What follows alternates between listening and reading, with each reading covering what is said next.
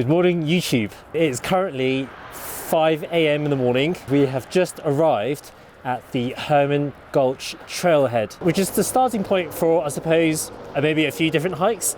But the objective for today is to summit Pettingell Peak. It looks like there's quite a lot of snow on this trail. So to be honest with you, I'm not very confident I'll be able to summit this mountain. So I think my reserve plan is, if the trail looks too dangerous, I guess, then I think I'm just going to hike to Herman Lake, which is just before the really steep part when you then start to summit the mountain. Nervous, scared, excited, a range of different emotions.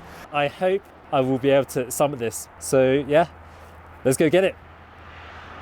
It's now been half an hour into my hike. So far, conditions are really nice, but from what I've seen of trip reports from other people that have done this hike recently, the review I saw was there's snow everywhere. Pettingell Peak is another 13er, which is actually not too far from Mount Snaketail, which was the mountain that I did last week. Pettingell Peak, I think, should take about 5 to maybe 6 hours round trip. The most important thing you need to look at prior to hiking any mountains is to check the weather. Mountains like form their own weather, and that's because when you're so high up, due to some science that, to be honest, I wouldn't be able to explain, clouds form very rapidly and suddenly, which along with it will bring wind and precipitation like rain and snow, and also thunder and lightning storms. So that's the element that you can't control. But the element that you can control, which is so important, is to start really early, because the weather at around sunrise is typically the calmest. And I guess the main reason is you want to give yourself plenty of time to summit and then get off the summit by midday, which is when all the thunderstorms start rolling in. Right, so it's now been 1 hour into the hike. The last half hour or so was pretty much 100% snow. In quite a few spots, I was actually post-holing. That's essentially where I'm hiking in snow, where sometimes I'd be sinking like knee deep. There's very faint marks of a trail to follow at this part. It seems like I'm making really good progress. Looking at the map, it seems like I'm about halfway, but I can only assume it's going to get harder the higher up I go and the more snow there is. Yeah, check back in with you later. I've just arrived at Herman Lake, and it's a shame, but it's still pretty iced and snowed under. It's now been just over 2.5 hours into my hike. The latter stages here, there was definitely some post-holding. I was getting a little bit worried because I kept on sinking deep into the snow, like up to my knees / waist. There was one point actually where I was hiking and I kind of sunk in and I felt like I was a little bit trapped. So yeah, I was a little bit worried that things were getting worse, and because of that, I think the decision is pretty clear cut for me that I'm definitely not going to be able to summit Pettingell Peak. I've not seen a single person on this hike. I mean, granted, we started really early, but I suppose the other main reason is that this is just really not the season. There is really far too much snow. I mean, even Herman Lake is not even a lake. It's pretty much all covered by snow. So yeah, bit of a shame. Unfortunately, I am going to have to cut my losses and make my way back. Even now, I'm a little bit worried if I can still get back safely, as there's definitely some parts, if you go off trail, that you will just sink right in. And also because the sun's up now, it's going to start melting the snow, right, and it's going to be a little bit more slushy, a bit more icy, just greater chances of post-holing this. And yeah, so just going to make my way back to the trailhead now. Yeah, hopefully I can get back okay. Right guys, so I've now been hiking for 4 hours. It was really tough up there because there's just so much snow and I'm just constantly post-holing. It's quite scary because you don't know how deep the snow is. It actually gets quite deep, like 1.5 meters. I feel pretty sad that I wasn't able to summit. At least, I guess, we got to Herman Lake, which I did think that we may end up just doing, given how much snow is on this mountain. We are over halfway now back to the trailhead and back to our car. There isn't that much snow now around me, so I thought this would be quite a nice spot to stop and rest for a bit, and also give an update on some of the poker that I've been playing last week. Right, so this session that I'm about to go through was last Thursday, exactly a week ago today. So as usual, we bind for the max for 2k. We start on the very first table and we come across this first interesting hand. So in this first hand, there is an open from early position to $20. The action then folds to the button who makes the call, and then I look down in the small blind with pocket deuces. I decide to join the party and make the call, and the big blind also calls. We are now going 4 ways to the flop, which comes ace, deuce, 5 with a flush draw. Pretty sweet flop. I decide to start with the check, big blind checks, and the other 2 players in the hands also check. We are now going to the turn card, which comes the 10 of clubs, which completes the front door flush. I now decide to check twice. Big blind now decides to put in a bet of $35. Early position and button quickly make the fold, and the action is now on us. So in this spot, given the front door flush completes and we're out of position, I decide to play this hand in a more standard way and go for the check call. So we are now off to the river card here, and the river comes the last remaining deuce in the deck. We river quads. So in this spot, I think using a hand like quads to check raise makes quite a lot of sense to me. I think this is probably the best way if we want to max our value versus turn flushes, which our opponent can have. And if the opponent didn't really have that much, and if he just had like a 2-pair type hand, or he was semi-bluffing with a flush draw, then I doubt these hands would be calling big river bets from us if we decided to lead. Having considered all this, I decide to go for a check, and villain unfortunately snap checks back. We show our hand, and villain actually showed ace-3 offsuit for a flopped 2-pair. I got quad deuces with an ace for Sam. Quad deuces with an ace. Thanks, brother. Woo! Good luck with that, buddy. Thank you so much. Quad deuces, ace kicker. So one thing that I've actually not mentioned yet about the Monarch Casino is that they do high hand bonuses. Our quad deuces made the board and it held. So there are $500 envelopes, 1,000, 2,000 and 4,000. So unfortunately for us, there are only 2 $500 and 2 1K envelopes left. And on this case, we unfortunately drew the smallest envelope of $500. 500. All right. All right. It's better than nothing. Okay, thanks. Right. Moving on to the next interesting hand, we are under the gun and we look down at King Queen offsuit. So we decide to make the standard open to $15. The action then folds to the hijack who makes the call, the button calls, and the small blind also calls. We are now going 4 ways to the flop, which comes King 9-4 rainbow. On this flop, we definitely want to put some more money in here.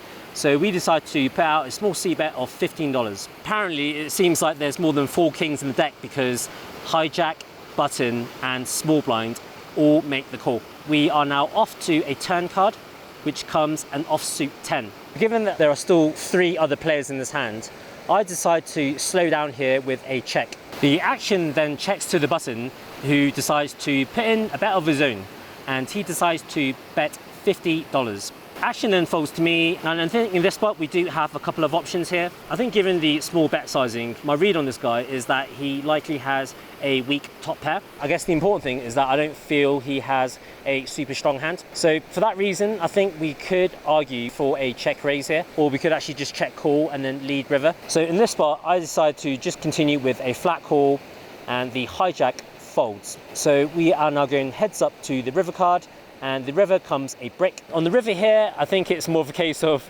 do as I say and not do as I did. I think the better line would have been to check call the turn and then lead river, as I don't see villain value betting worse hands than us in this spot. However, unfortunately, I did decide to go for a check, and villain, as to no surprise, decides to snap check back. We table our hand, and villain showed King Jack offsuit. To be honest, not entirely happy with the way we played our hand. Probably had the right line of thinking, but didn't execute according to the plan. So not too pleased that I think we did miss out on a little bit of value there. In the next interesting hand, the action folds to us in early position, and we look down at ace-king offsuit. We make the standard open to $15. There is a call from middle position. The action then folds to small blind, who makes the call, and big blind folds. So we are now going 3 ways to the flop, which comes ace, deuce, 7, rainbow. Small blind checks, and we decide to put in a small C bet of $15. Middle position calls, and small blind also makes the call. So we are now still 3 ways going to the turn card, which comes an offsuit 4. Small blind now decides to check, and in this spot I think we should be betting more often than checking.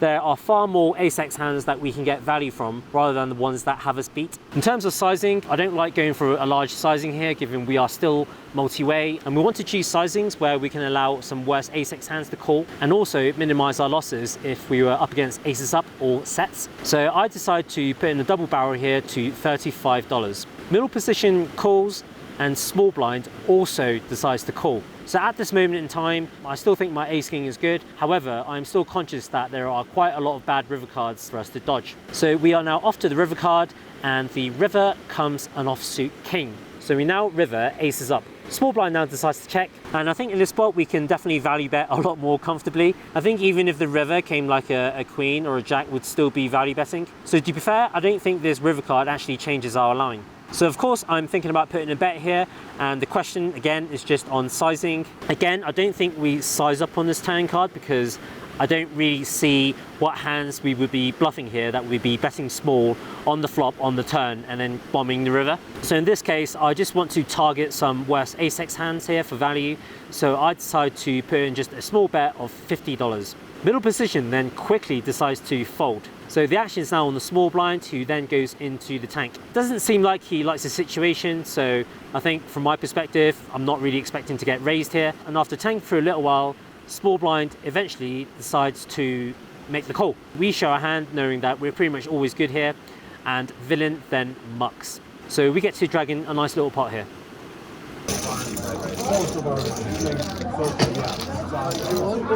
Okay, so at this point in the session, as is usually the case, the 2-5 game now transforms into the rock game. So we are now going to be playing 2-5-10 for the remainder of our session. In this next interesting hand, the action folds to us in early position, and we look down at pocket queens. We make the standard 3x open to $30. There is a call from middle position before the action then folds all the way to the big blind, who is the rock in this hand, and he also decides to join the party with a call. So we are now going 3 ways to the flop, which comes deuce, 6, 7, rainbow. Action checks to me, and in this spot with a hand like pocket queens, I lean more towards checking here, as this board should never really be good for our range, and in fact should be most favourable for the big blinds range. And especially given that queens is not a hand that can really improve on this flop texture, I think keeping the pot small is the most prudent way to approach this hand. With this in mind, I decide to also check behind, and middle position also decides to check. We are now still 3 ways going to the turn card, which comes an offsuit 5. So the board's looking worse and worse for queens here. Big blind now decides to lead for $40. Now, objectively speaking, I think this is a really good bet from big blind. I think he should be leading this turn card at a very high frequency with a whole bunch of different hands like 1 pair plus draw, or just a 1 pair type hand, or even hands like queen 10 or jack 10 would make for a really good bluff to fold out my ace highs. So in this spot, given that we don't have ace high, we actually have much better than that with pocket queens. We are definitely going to continue this hand. I think raising doesn't make any sense whatsoever given our action on the flop. So with queens in this spot, we decide to continue with a flat call. Middle position then makes the fold, so we are now going heads up to the river. And the river comes an offsuit 7. Villain now goes deep into the tank. And in this spot, in my mind, I'm just trying to decide on what bet sizings I am looking to call off should big blind decide to lead. As to more competent thinking players, both players in this hand should know that this river card should never be good for my range, and basically this board has just gotten better and better for the big blinds. So after the big blind decides to go into the tank for quite a while, he eventually decides to check. As soon as I saw this, I was very, very relieved, and also very, very surprised, as I think villain should be bombing the river here with pretty much his full range. What's interesting about this spot here with pocket queens when we face a check from the big blind on the river is that I think most players would be tempted to snap check back, take their showdown value and take down the pot. However, given my previous line of logic, given that this board texture should never really be good for our range, I wouldn't expect villain to really expect us to be betting on this river when check to. So most likely, I think if he did have a bluff like 8-9 or 10-8, I wouldn't expect villain to be checking these hands down, given if we did have a hand like ace high, we would be snap checking back and then he would be losing the pot. So because of this, I think villain most likely has a weak one pair type hand. So maybe a hand like 5-4 or maybe like 6-4, that's just kind of looking to get to showdown versus my ace highs. So for this reason, I think I do want to try to attempt to go for some thin value here. And even thinking one step ahead, I think if villain did decide to check raise on this river card, I think given my read on villain, I would be looking to call it off. After thinking all of this through, I decided to go for some thin value here and bet $75. Villain then goes deep into the tank. Villain looks pretty pained with his decision before he eventually decides to make the call. We table our hands and villain then mucks his cards. Pretty happy we were able to squeeze out a little bit more value there on the river, unlike some of the other hands that we played earlier in this session.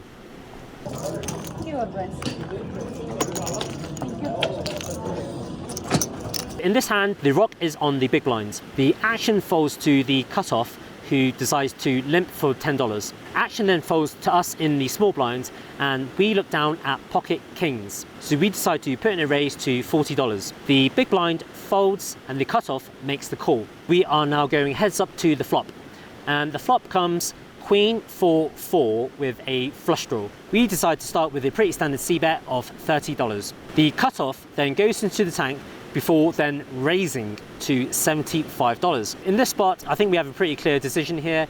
Raising doesn't make a ton of sense. Folding is obviously out of the question. So we decide to continue with a flat call. So we are now off to the turn card, which comes an offsuit 10. I decide to check and then villain decides to put in a pot size bet of $225. So I think this is a really good sizing, as it does now put us in quite a tough spot. Effective stacks are like 2k in terms of range advantage, given we do have the aces, kings and ace queen, which villain doesn't have. Villain, however, does have all of the 4x that we don't have. So in this part, I think we still have a pretty easy call here. So I decide to commit the chips and see a river card. The river card then comes an offsuit 7, so a complete brick. We decide to snap check to see what villain decides to do. Villain then goes into the tank before then putting out a bet of $500. Now in this spot, there is a couple of specific reads that I want to share before I go through some of my thoughts on what to do on the river. Villain in this hand had been running super hot. He'd been playing a wide range of hands and I've seen him make pretty big bets with very strong hands. The second read that I have on this opponent is that this is not the first time that I've been playing with him. So there have been some other sessions where I've been on the same table as him and he had only been sitting down with like $200 or $300 or like $400 in a 2-5 game. And bearing in mind, this is a 2k max buy-in. So this does lead me to believe that he is somewhat of a soft rec player as well. And I guess what this means is I don't expect this player to be putting in quite big bluffs or moves like this, kind of out the blue. To be honest, I really struggled with this decision. Looking at the kind of range of hands that I would be arriving at the river here, then I'm clearly at the top of my range. I think from that perspective, this should really be a snap call. But I had the two specific reads that was kind of holding me back, and that was really making this a really tough decision for me. I've not really played many big pots with this player, and we don't really have that much history, and I just don't really see why villain would just randomly decide to put in a massive bluff, and what could he really be bluffing here with? And I just don't really see villain making such a massive bluff by raising flop, bombing turn and then bombing river. His line looks very convincing to me. I'm in so much pain, and because I've been struggling so much with my decision, I decided to do something which you are allowed to do in this card room, which is to show your cards without your hand being dead. So I decided to table my hand, and I then look over at villain in question to see his reaction. I'm looking over at villain and I'm trying to get a read, and credit to villain for having a pretty solid poker face. He's not really giving away any reads. I'm showing my kings, I'm trying to get a read from opponent, and he's not giving anything away. After like another 30 seconds or so, I eventually decide to make the fold. I then look over at villain and he then lets out quite a big exhale before then showing ace-8 of spades. Massive props to villain in this hand for making the bluff. To be honest, I'm okay with this fold. I think more often than not, we are going to be beat and Villain is going to show up with the 4x here. And I honestly think that only once in a blue moon, Villain is going to be showing up with some random hand here, which he did, to his credit in this case. Massive props to Villain. Definitely deserves to scoop in this pot. Well played. Nice one. Nice hand, man. We're bluffing now? I didn't know we're bluffing now. Right, so that concludes all the interesting hands from our 2-5 session a week ago. So in this session, we managed to book a profit of $765. So that was the results from the session that we played last Thursday. But I also want to tell you about a session that we played later that Sunday, because that session was the most insane session that I've played to date since I arrived here in Colorado. Now, unfortunately, I wasn't able to vlog this session, but essentially we were playing an insane 2-5-10 session where the average stack at the table was like 4K. There were 10K pots being played, and I myself even played 4 to 5K pots. So in this session, I think we probably had about 5.5K in our stack, and the action was insane. Pretty much all due to this one player who was pretty much generating all the action for the entire table the whole night. So this session on Sunday, I think we managed to book a profit of like just over $3,000. Yeah, so I think after that session on Sunday, we went to Applebee's Bar and Grill for the first time. So yeah, just finished my big session where we played multiple like 4 5K pots. And this is the longest session I've actually ever played to date. I think I've played over, I don't know, I think it was like over 10 hours, I think. The actual plan I had was to finish like 6, which is my usual time. And then I was gonna go grocery shopping to, you know, make myself like a light dinner. But given that it's quite late, I've decided to come to Applebee's. So got recommended by one of the dealers. Shout out to Brian. So there's Applebee's and there's also Chili's, which I think are quite similar. I think these places seem like my kind of place. So not too upscale, very casual, reasonably priced, decent portions, and just good comfort food. So really looking forward to this. I'm gonna have to try this one and Chili's and then report back to Brian on which one is the best. So yeah, just gonna end it here and speak to you later.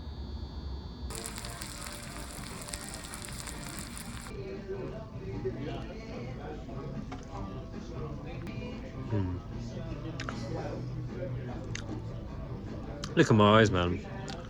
I'm knackered. The food's good. I like it. Okay, so we've just finished our meal at Applebee's.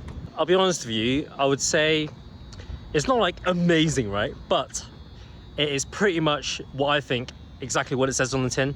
It is very casual, good value, like decent food, and it's just like no frills diner. It seems like King Soopers is still open for like another hour.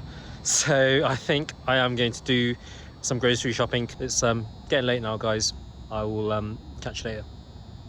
After that big session on Sunday, we managed to end last week with a profit of $3,691. So very pleased that we were able to book quite a solid win, especially as in the second week we were really struggling to build any momentum after being slapped around by variance quite a bit. Yeah, so this past week we were also able to try a couple of new restaurants courtesy of my table mates giving me such awesome recommendations. So we went to Asian Cajun. Shout out to Wade who told me about this restaurant. We tried the alligator and we also tried the crayfish pasta. So all in all, quite a productive week, although yeah, I wasn't able to summit Mount Pettingell. Thanks for watching, guys. I hope you've enjoyed the video and I will see you in the next video.